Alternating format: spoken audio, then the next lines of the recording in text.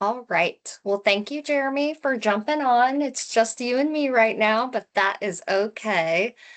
Got this recorded to send to other folks. And just to get us started, I'll start with an intro and maybe have you introduce yourself if you would like. But hello, my name is Brooke Kalchak. I'm the City of Wichita District 4 Community Services Representative and Neighborhood Cleanup Coordinator. So lovely to meet you. Feel free to say something about yourself, neighborhood, if you're new to cleanups. If not, no worries. I'm Jeremy. I'm currently living in Uptown. Um, I moved out to Wichita from California last year, and I Mhm. helped with the for Uptown last year. Lovely. Wonderful. Thanks for sharing that. Um, okay, so I'm going to start with just a brief overview. I'm going to admit this person. Hello there. Hopefully you can hear us. Okay. Hey, Janice. Hi. Thanks for joining us. You've got me and Mr. Jeremy. Okay. We just introduced ourselves. Name, neighborhood, new to cleanup if not. Since it's just you two right now, would you mind introducing yourself? I'm Janice Rich from the Hyde neighborhood, and we've been doing this for quite a few years. Wonderful. Thank you. Jeremy, your audio's a little choppy, but if you'd like to reintroduce yourself so Janice knows who you are, that'd be lovely as well. Hi, Janice. I'm Jeremy. I'm from Uptown. Um, Moved out here last year. I helped with the cleanup last year in Uptown. Lovely, lovely. Thank you guys. So I am going to dive into an overview of the cleanup program. Oop. Can you all see that slide okay?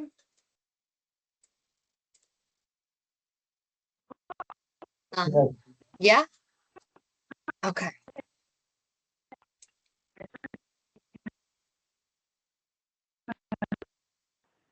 No, maybe it's just No? audio. Okay. You're just I've audio. That's all right. I've tried to use Teams before and had a terrible time with it, so I saw the phone number, so I thought I'd just join that way. That works just fine, Miss Janice. We will make that work. Okay. Feel free to interrupt me at any time with questions. You can throw them in the chat as well. But I am gonna just pop through a few slides with some background on the program, and then we can review the guidelines. This first slide is just a photo of volunteers in front of a Packer truck. We call them Packers. More on that. This next slide is a quote from Miss Margaret Mead. I think it encompasses our cleanup program pretty well. Never doubt that a small group of thoughtful, committed individuals can change the world. In fact, it's the only thing that ever has. I'd like to think of our cleanups as working with those small groups of individuals changing the world.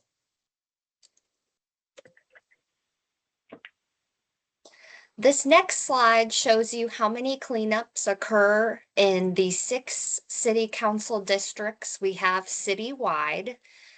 District 1 has the most number of cleanups each year, hovering at just under 20, followed by District 3 with just about 10, a little over 10, less than 15, followed closely by District 6 with 10, a little over 10, and even less in recent years.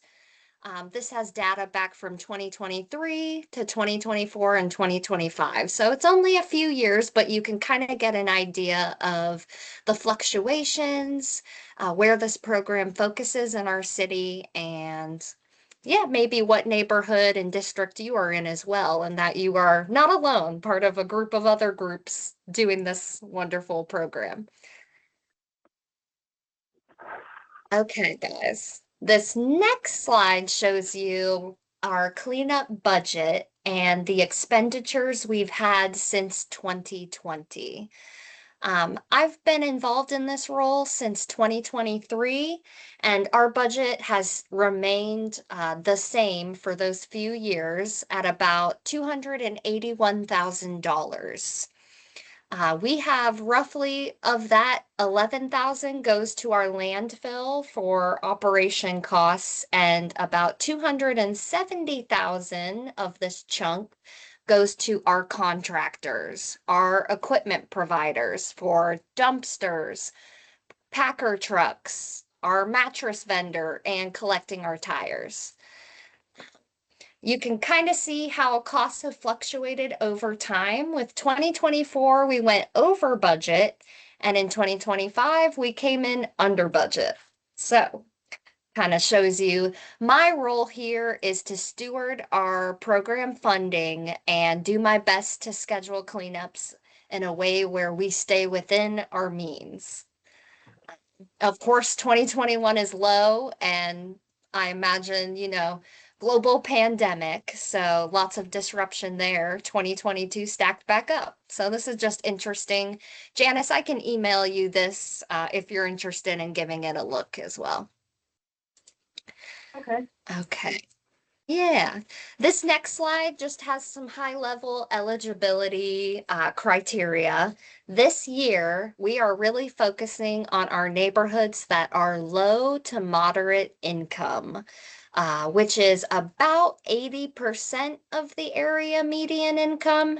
Half of the people in a neighborhood would make more, half of the people earn less. I have a chart with more numbers, calculations, number of people per household, that income limit on my guidelines that I can review. We also focus on neighborhoods who might not fit within these income guidelines, but have had cleanups in the past.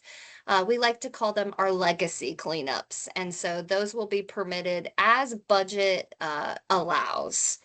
Of course, we aim to prioritize our income eligible groups for this program. Not eligible for our neighborhood cleanup program would be homeowner associations outside of our income guidelines, for-profit businesses, landlords.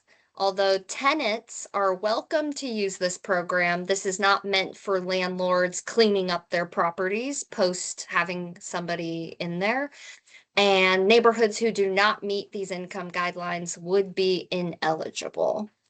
I can also pull up a nifty GIS map once we go through this PowerPoint to give you all a visualization. It has our neighborhood associations, but also some income guidelines layered over that for more of a visual. High level, our process for neighborhood cleanups truly begins in the planning stage. Typically, one organizer, two people, even a small group of folks who are working together to organize cleanups will start taking the temperature of the neighbors within their neighborhood on when they want to have a cleanup coming up, and start thinking about volunteers to power that cleanup. Organizers will apply for a cleanup through me. I receive those applications, and then we will confirm details. And I will pull up an application for you all to see as well. We can go through that more in depth. The next phase of cleanups, and it really is a circular process, outreach. A cleanup is only as good as the neighbors who know about it. So notifying your neighbors and the residents within those cleanup boundaries through a mix of methods, and I'll go more into that as well, like flyers, social media, mailers, and the continuous recruitment of volunteers. Volunteers are a key ingredient to a successful neighborhood cleanup. And of course, we hit execution stage. This, I like to think of this as game day. It's cleanup time. We're early in the morning. We have a group of volunteers and a group of equipment providers and drivers. So it's the communication, coordination of where folks go, what they do, safety, and of course, taking photos and enjoying your time cleaning up the neighborhood. So those are the main phases I've pulled out of a cleanup, and I'll go more into the process as we have a checklist on our guidelines to help our groups applying for cleanups hit their milestones for a successful event. Okay, some key information I'd like to highlight with you all, and feel free to stop me if you have any questions. This year, we really want to ensure your cleanup has the support it needs to thrive. So we're asking folks who apply for cleanups to complete a training. So you're at this one. Congratulations. Check on that box. And I am recording this to send to other people who cannot make these in person. We've had several over the past month, 3 in person. This one is virtual. And I'm always open to feedback to make this more accessible for you. Of course, I'd like people to submit application for a cleanup at least 4 weeks in advance of the cleanup date. That gives me a good amount of time to work with our contractors and get your equipment scheduled and approved. It also gives you enough time to go through those 3 phases that high level pulled out: planning, coordination, and execution. Submitting a volunteer list at least 2 weeks before your cleanup date is key and a requirement for hosting our cleanup. And I highly encourage you all to submit a map. I send this map to our equipment providers ahead of time, and it is something that you can print and distribute to your volunteers and equipment drivers day of cleanup as well. If you have any questions about how to make a map, what should be on it, feel free to contact me and we can work together.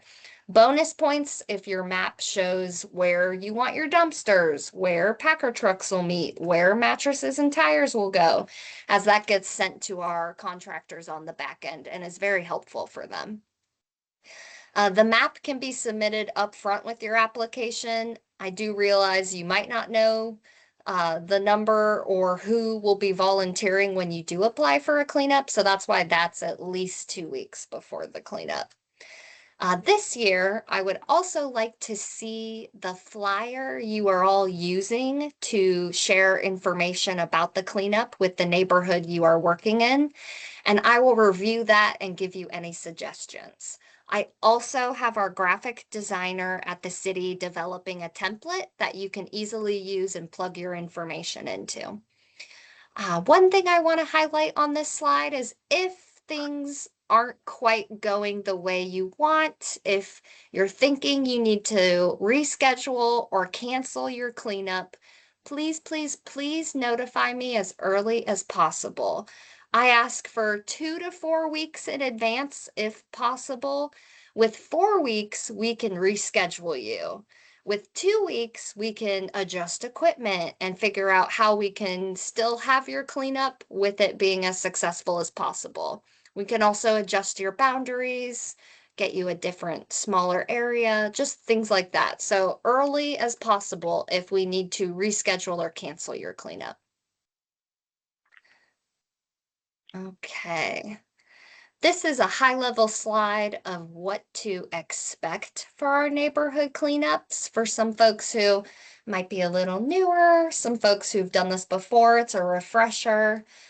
We have some volunteer requirements at the city.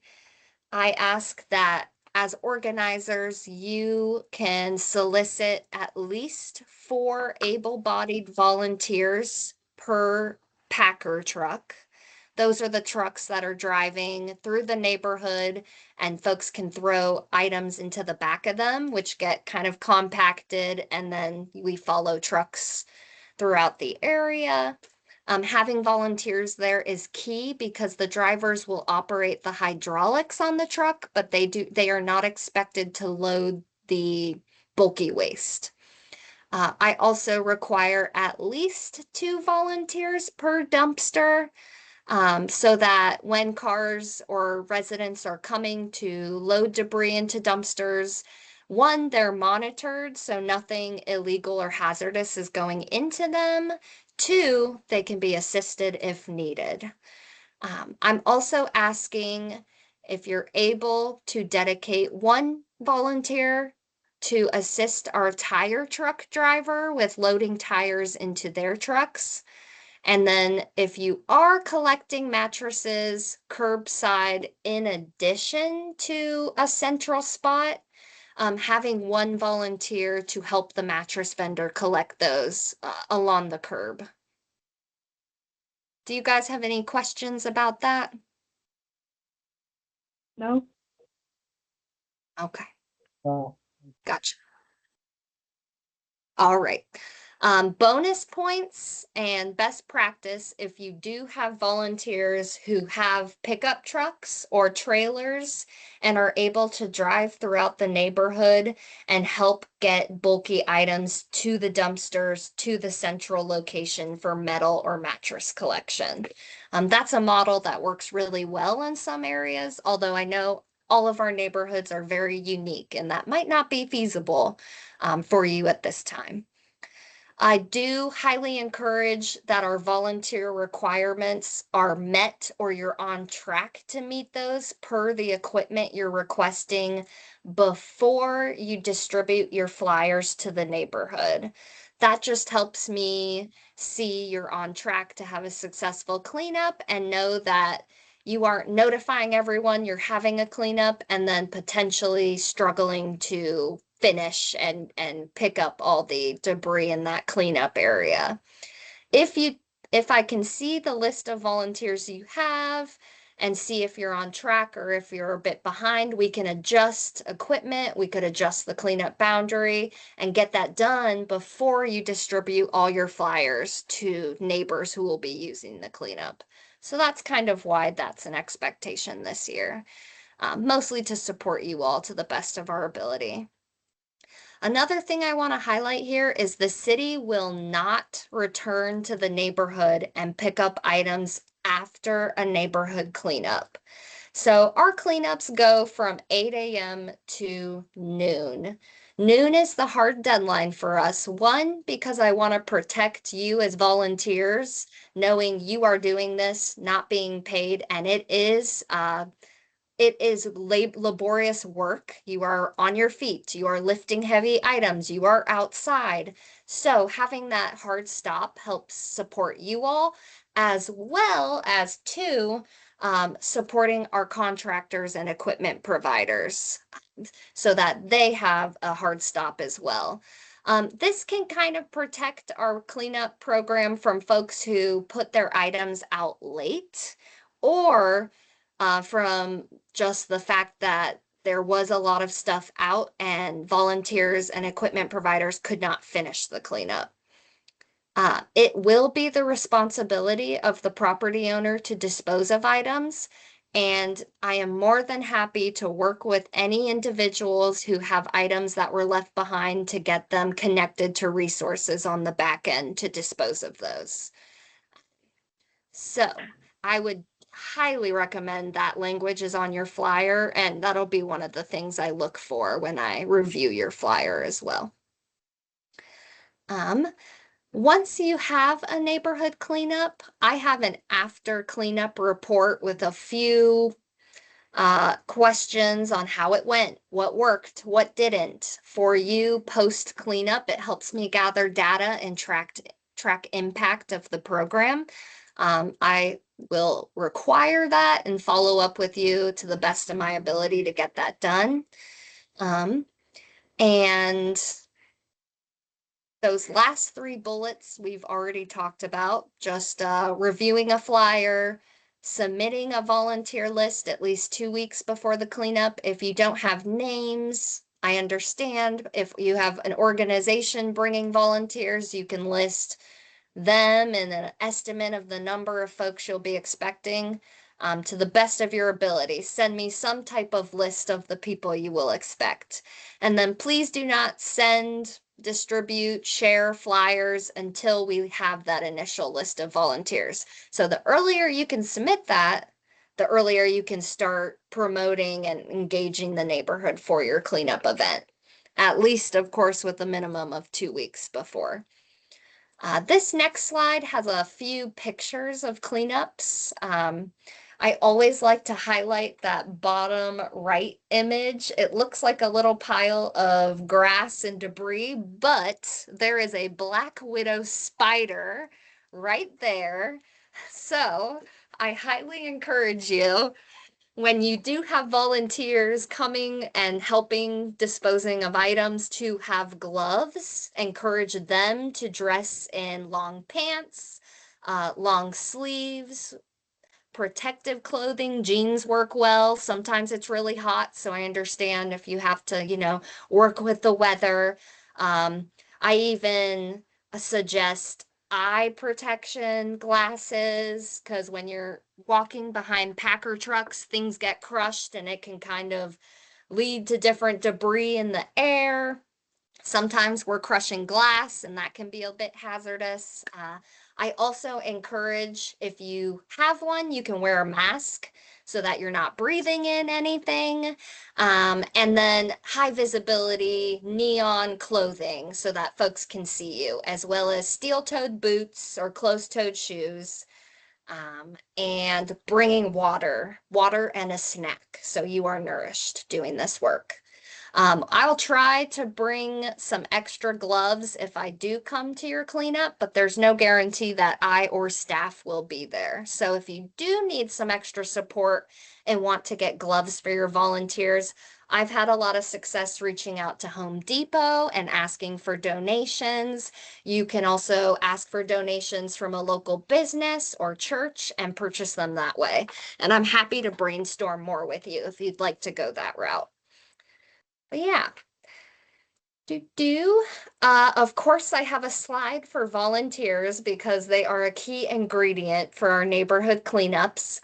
I have a list of a few potential groups and contacts who may be willing to help volunteer for your cleanup event if you need some support. And a few of these, like Wichita State University, they are very great at helping us in District 1. That can be other universities or colleges closer to you, Newman Friends, churches. I've had some contacts at the Salvation Army, and I have a volunteer interest form. This is online at wichita.gov/cleanup, and folks can submit their information that way. And I have a column that says, can I share this information with others? And if they mark yes, I can download it and send it to you as well to do some outreach directly. I have been developing a bit of a volunteer network over the past few years, and I'm happy to promote your cleanup and ask for additional support that way. It's just no guarantee, as it's difficult to track who will come and how many people they will bring. So we do our best to support you all. The sooner and earlier we know you might need volunteers, the more time and better outcome it will be for us to support and help you get those. And this last slide is a word cloud of information from the 2025 after cleanup report. It was the question of what impact does this cleanup have on you, and what impact does a cleanup have on your neighborhood? As you can see, some of the larger words, and Janice, I know you probably can't see, so some of the larger words we have are community, neighborhood pride, sense of togetherness, safety, improves alleys, creates neighborhood interest and engagement, camaraderie. One person said it increases our mental health. It helps with neighborliness. Some people and neighborhoods are able to get donations for their work, helping their neighbors. So money, bringing folks together, decreasing trash, lots of info and qualitative data I got from this survey. Reduces illegal dumping, reduces blight. And so I always like to capture that impact and show you all on the back end. My final slide of this PowerPoint is our program application. It is available. It actually was published March 13th. And so it's online and folks can access it, wichita.gov/cleanup.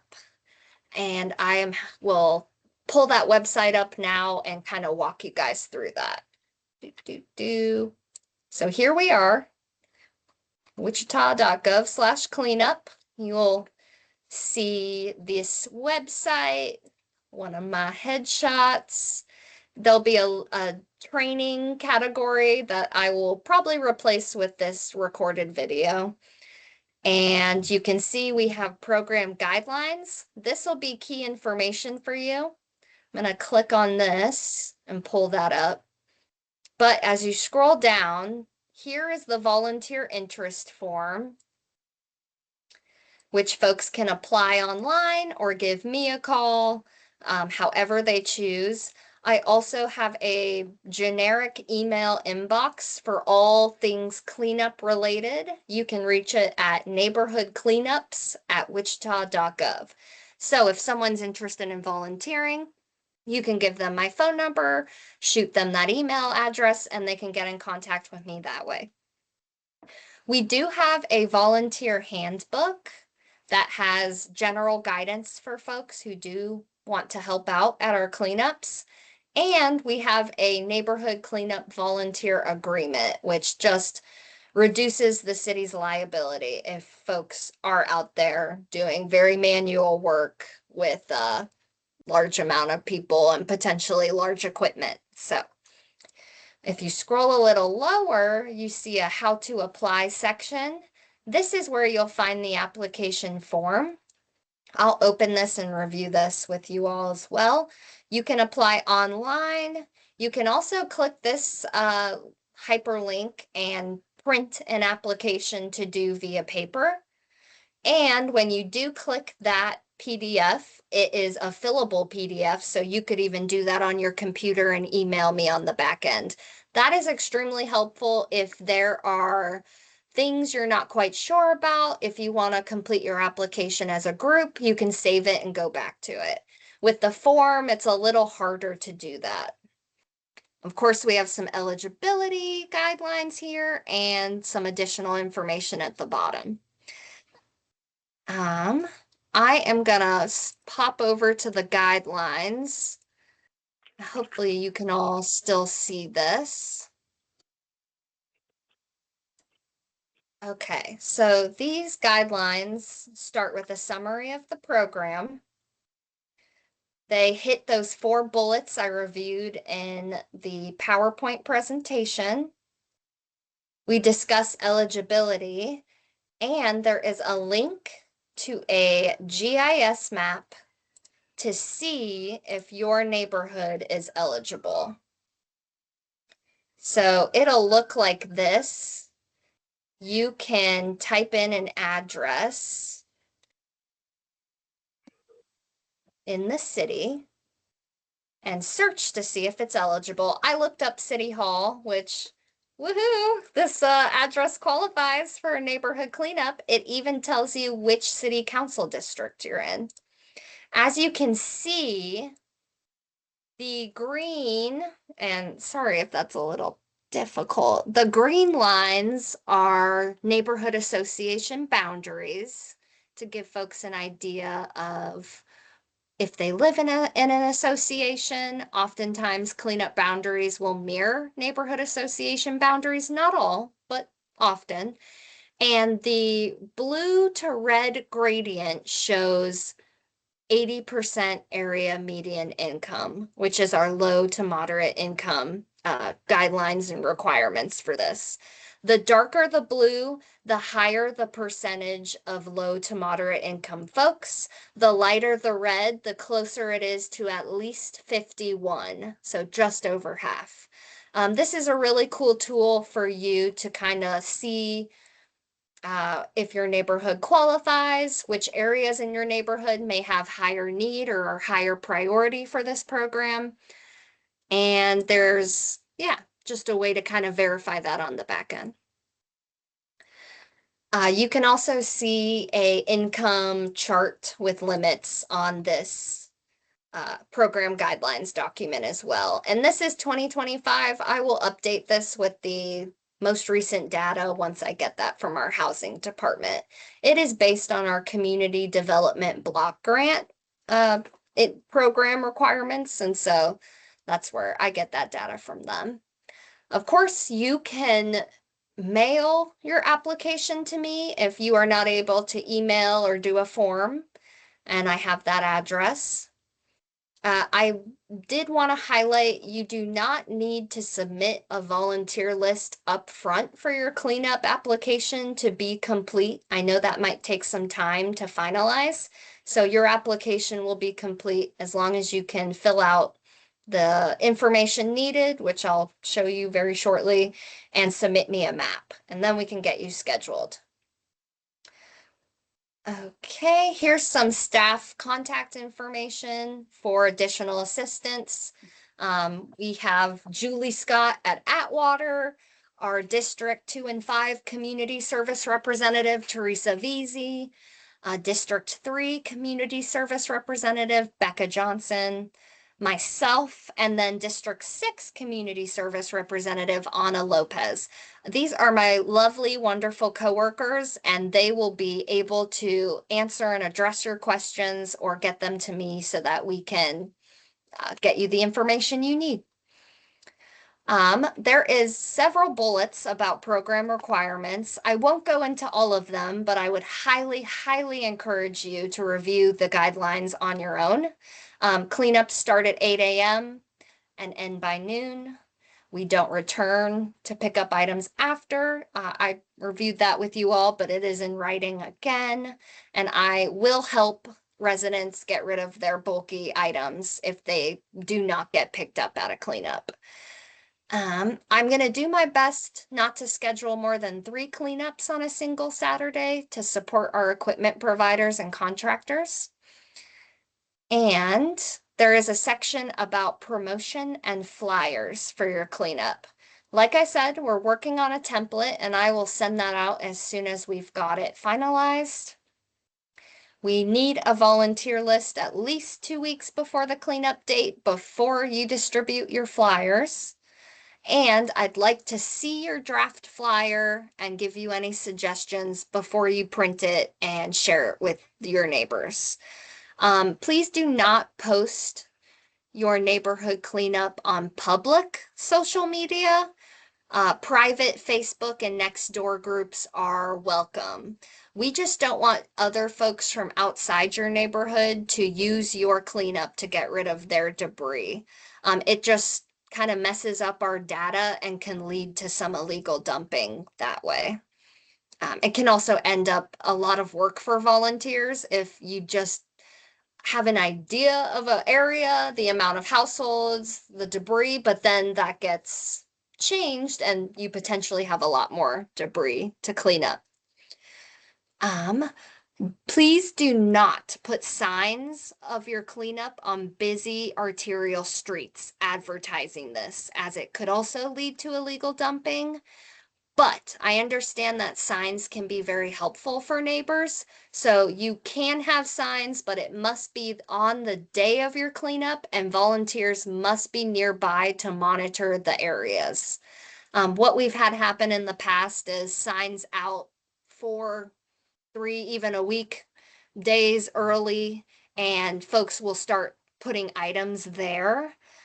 which attracts more items and can lead to all kinds of stuff that we have to address on the back end. Residents are not allowed to charge people to leave items on their property for a cleanup, and neighborhoods are not allowed to charge residents to use a cleanup.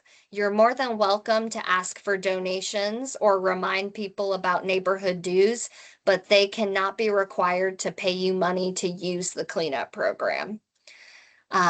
Folks have advertised their cleanups in a variety of methods and ways. I highly encourage a combination of flyers, an email or newsletter, using Nextdoor if you have a private group or a neighborhood private Facebook group, word of mouth, a phone tree, and signs on non-busy streets on the day of the cleanup, not to be placed before the cleanup.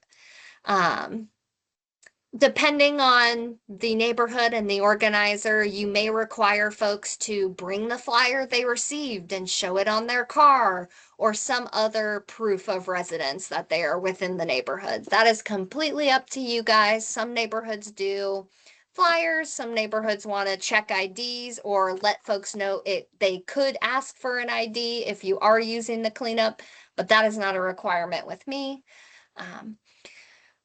I recommend notifying neighbors of a neighborhood cleanup at least 4 days before the cleanup. Best practice is to notify folks at least 2 weeks before a neighborhood cleanup so that they can have time to get their items to the curb and work through what might be needed to get rid of the stuff they want to. At minimum, I highly encourage folks to leave stuff out the night before, because if you accidentally sleep in on a Saturday and equipment providers and volunteers passed your house at 8:01, you potentially missed out on getting your items disposed of at the curb, and then you have to take those to a dumpster. Please don't, though, have folks leave items out at the curb 2 days before a cleanup, because that's a little too long. You start attracting other items, so that sweet spot really is the night before.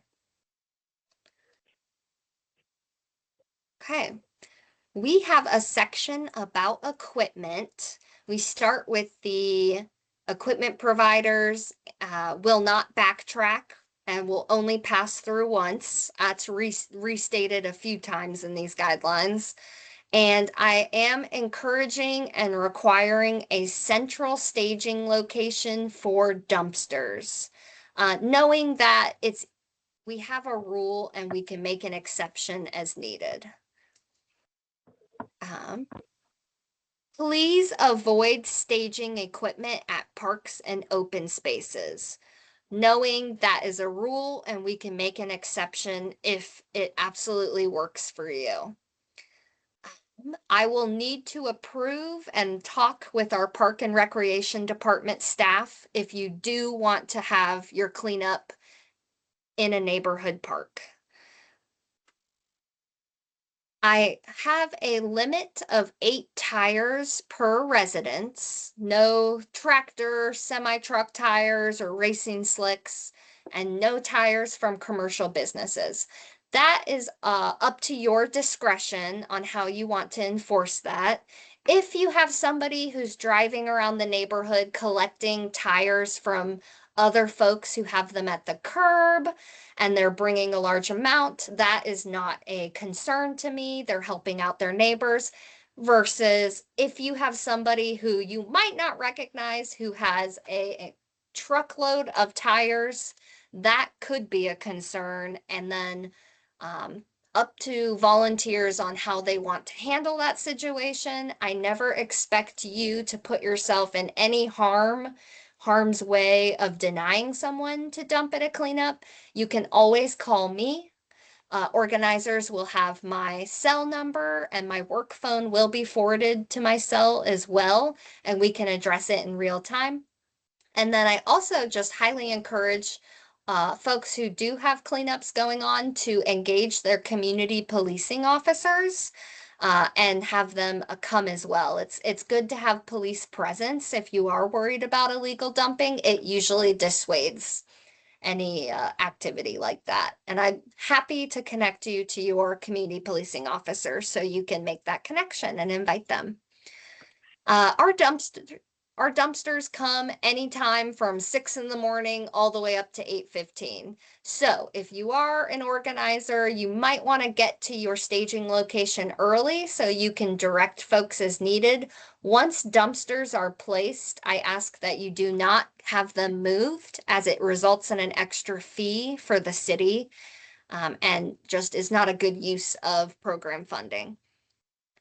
Anything on the curb should be bagged, boxed, or bundled. Volunteers should not be picking up loose waste, and we should not be picking up normal household garbage. That's not what this program is for. This is for bulky items that are difficult to get rid of through your regular trash service. This is not for the trash you can get rid of every week with your trash provider.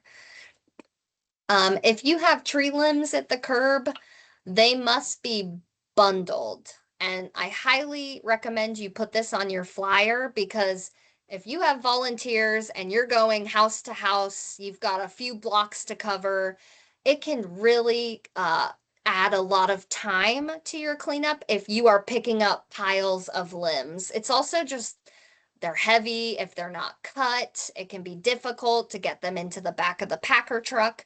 So I say limbs must be bundled no more than 3 feet by 1 foot in diameter. Now, if they're taken to dumpsters, that's a different story. I highly recommend, though, if you do have residents taking limbs to dumpsters, you ask that they help you load those into dumpsters, because it's also just a lot of work, but they don't need to be bundled. Again, please co-locate your dumpsters. If they're in a large area, it's easier for volunteers to monitor them, and it's easier for folks to get to them, especially if you're cognizant of the flow of traffic, if it's visible, things like that. For our dumpsters, no concrete, no construction materials, no appliances with Freon, no hazardous materials like paint, gasoline, or pesticides. No car batteries. And if you do have a question with something and you're not sure if it should go in the dumpster, just give me a call and we can troubleshoot it. Dumpsters must always be monitored. We do not want any mattresses or box springs in the dumpsters or packer trucks as well.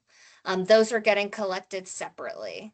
If they do go into the dumpsters or packer trucks, we ask that folks try to take them out, knowing that's not going to always be the case.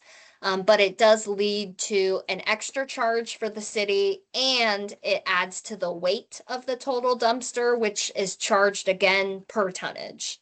So it's like double charging us. And then I ask after 10:30 a.m. It takes about an hour for the drivers to go to the transfer station, empty, and return. So if you have a dumpster filling up and it's after 10:30, maybe don't ask them to come back, because it will just be too late by the time they're done.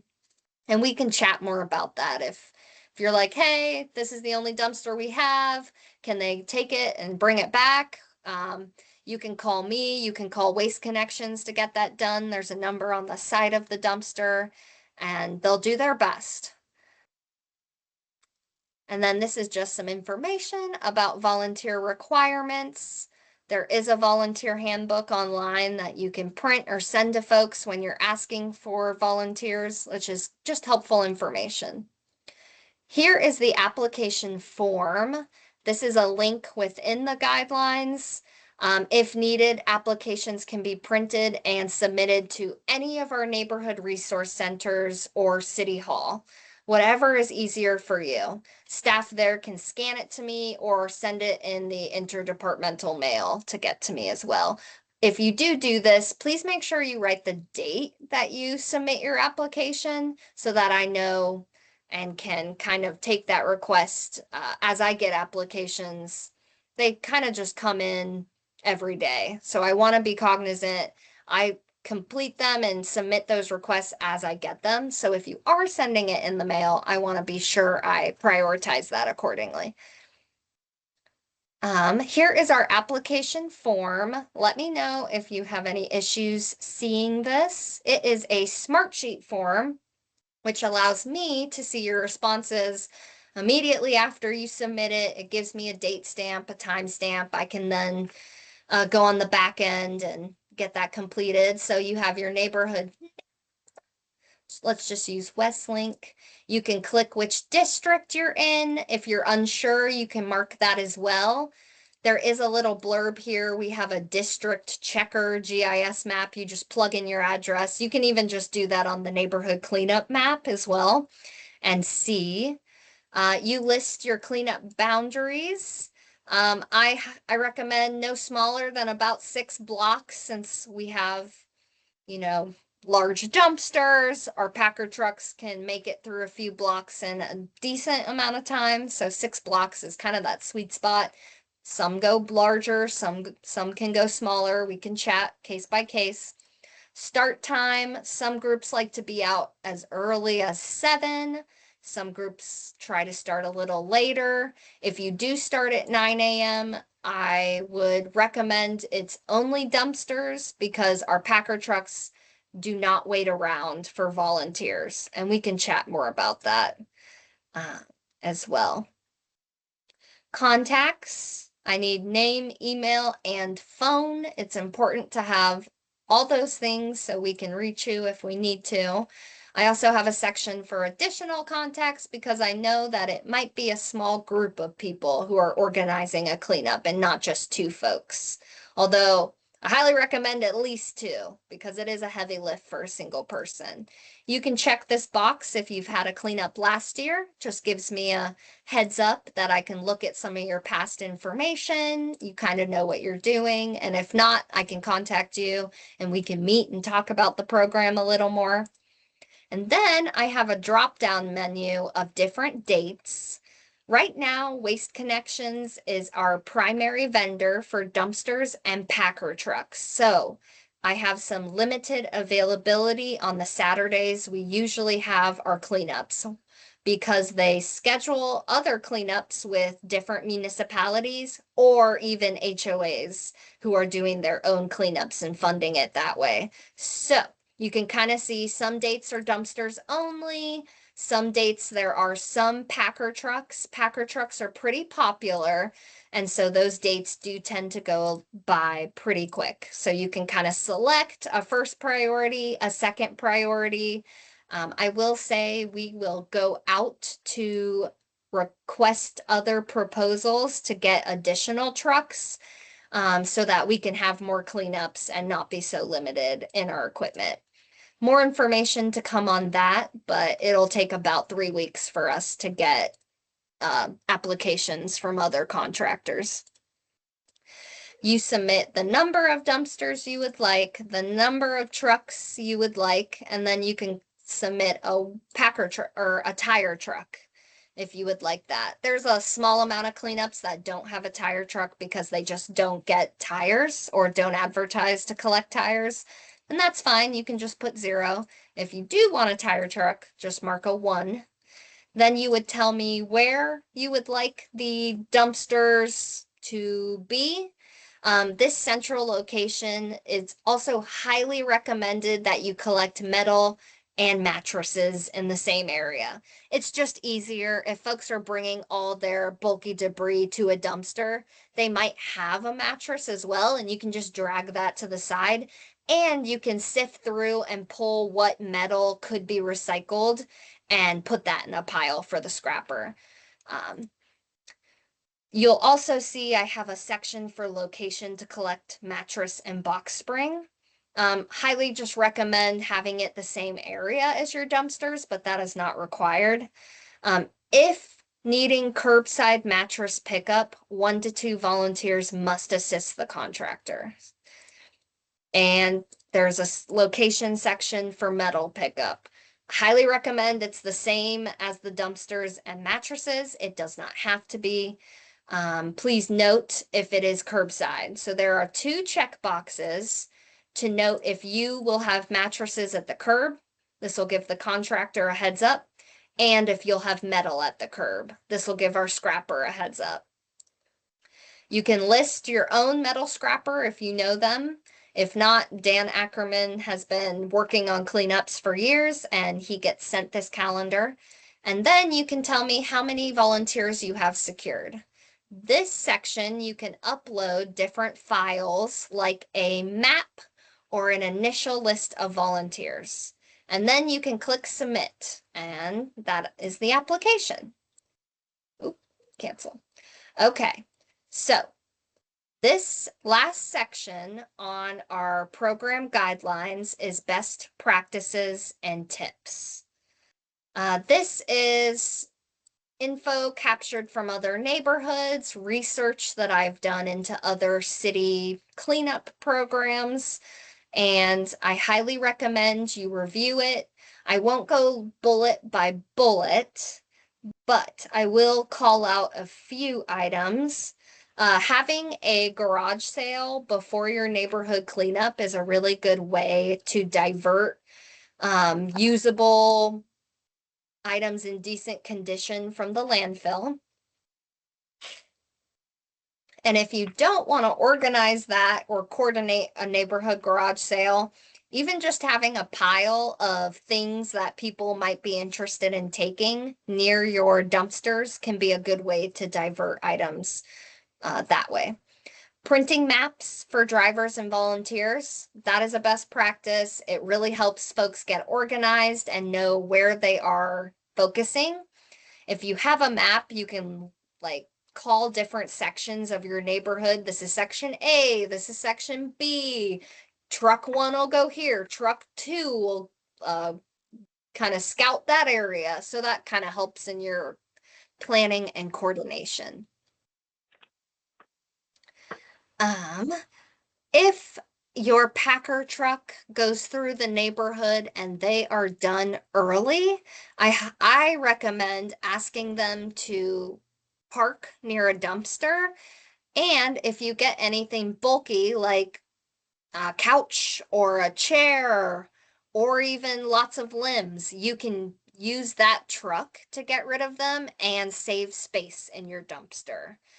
Limbs take up a lot of surface area in a dumpster. Sometimes a couch can get wedged just right. It's hard to put other things into there. So having that truck stationed there is a good way to maximize your space.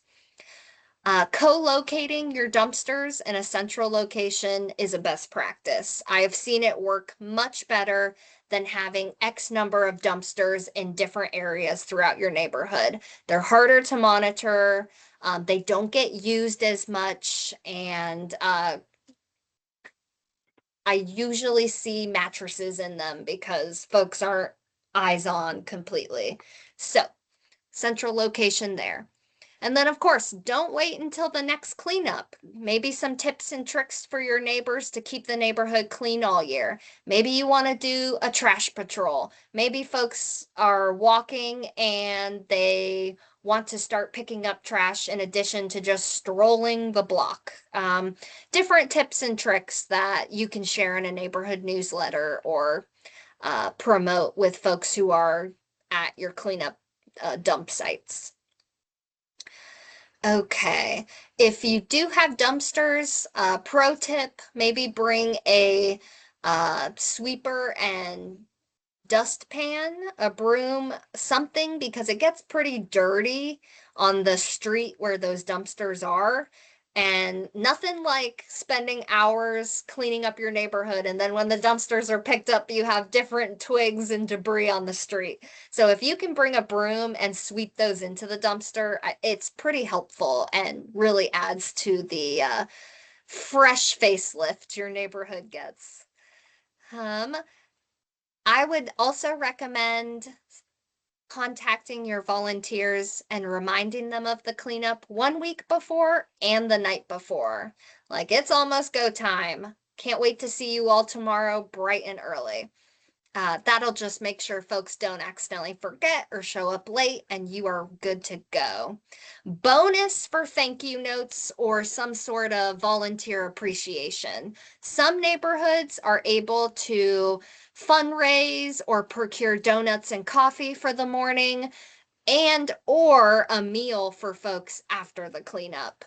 Those are really great ways to build your volunteer network, show appreciation, and make it a good experience for your volunteers. It's not an expectation, it's not required, but it really helps people show up again and again for your neighborhood. And then, of course, raise some money for your neighborhood association while you're at it. Can't be a requirement, but it's a good way to fundraise. This next section on the neighborhood cleanup program guidelines is a checklist of the high-level milestones to complete your cleanup. We've already reviewed a few of these. The first one is attend a training. The second one is start your application. You just go through this like a checklist, know you're on track. Meeting, sending me an email, giving me a call to touch base.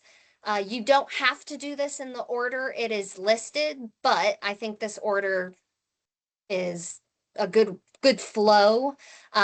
So you can shoot me an email, let me know you're interested in applying for a cleanup, or maybe you've submitted your application. That'll let me identify what areas you might need support. I can pull up your past cleanup information and give you some info on, oh, well, last year you had this many dumpsters, or in 2023, you experienced some challenges with dumping. That'll help us. Maybe we order more dumpsters or less dumpsters, or find a different location to stage your equipment. Kind of touch base that way. And then, of course, identify potential volunteer group. The earlier, the better. Just start brainstorming. What groups in my neighborhood could I engage that might be interested in helping us for Saturday cleanup? Church groups, school groups. It doesn't necessarily have to be volunteering for loading bulky items into a dumpster or following a packer truck. You could need volunteers for distributing flyers about the cleanup. You could need sponsorships to help with costs like printing or the cost for food, things like that. Of course, completing an application, that is a requirement to any cleanup, so you would check that one off. Showing and getting flyer approval with your flyer. If you can send that to me in advance, I can give you some suggestions. If you have folks in your neighborhood who speak Spanish or a different language, I can even get that to city staff to translate for you. At least 2 weeks before the cleanup, because translation could take some time.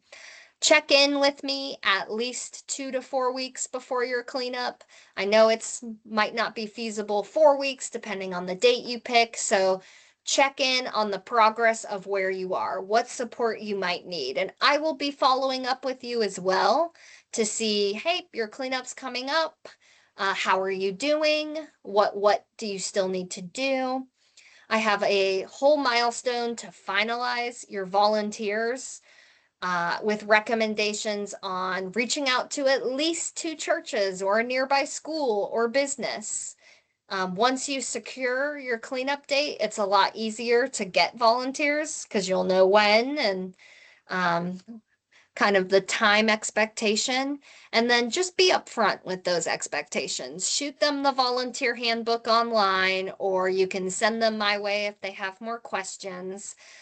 Bonus points if you're able to get enough volunteers to have some sort of a shift. It can get pretty exhausting for folks who start at 8 a.m. and go till even about 10 a.m. So if you were able to get enough volunteers, you could have a shift from 8 to 10 and another group of people relieve folks from 10 to noon. That is best practice. I know it's not always feasible, but helps with the overall volunteer experience, especially if it's really hot outside or really cold. Flyer distribution. Make a plan for how you're going to notify your neighbors about the cleanup event. And again, we can translate this if needed. And then just a game plan of action. People will be looking to you for guidance on what to do, where to go. So just sort of know when you get a group of volunteers starting to huddle, how do you want to delegate those tasks? I recommend assigning volunteers to packer trucks first because it is very important to have at least 4 folks for each truck or they will not go. Once they have 4, they can be off and going through the neighborhood. Trucks will wait about 30 minutes for volunteers. And then per our contract with the city, they can leave. If they do not have enough volunteers, they are not required to be at your cleanup. That's why I recommend designating volunteers to trucks first. There's a final check-in, you know, couple days before your cleanup. How you doing? You good to go? And then, of course, after cleanup report, which is similar to the Smartsheet form. It is also a few questions. Oop, do. Okay. So you can kind of see your name, contact, your neighborhood. We used Westlink. Let's use Westlink again.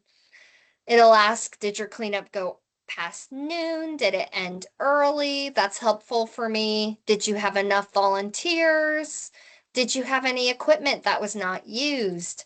Now, I don't expect you to know all the specifics of number of loads or number of mattresses or tires, but if you do keep a count, I can use that to verify my data on the back end. What changes did you make? What problems did you encounter? What was successful? Not meant to take more than 10 to 15 minutes. I don't expect you to go into a novel, but just high level. What went well? What didn't? What advice do you have for the next cleanup? How can the city improve? How was it advertised? How does it impact you? How does it impact your neighborhood? And then there's even a spot here for if you did donate or generate any donations, how much? And I can use that to capture additional program impact. This last section on the guidelines is just a paper copy of the application. You can print this and fill it out if you would like. The form is linked here again. Yeah. And that is it, folks. Those are the end of my guidelines. I can pull up the volunteer handbook if you'd like to see that. I can also answer any questions that you all might have. I want to use this time that is most helpful for you. So if you want to look at the volunteer handbook, if you want to ask other questions, let me know.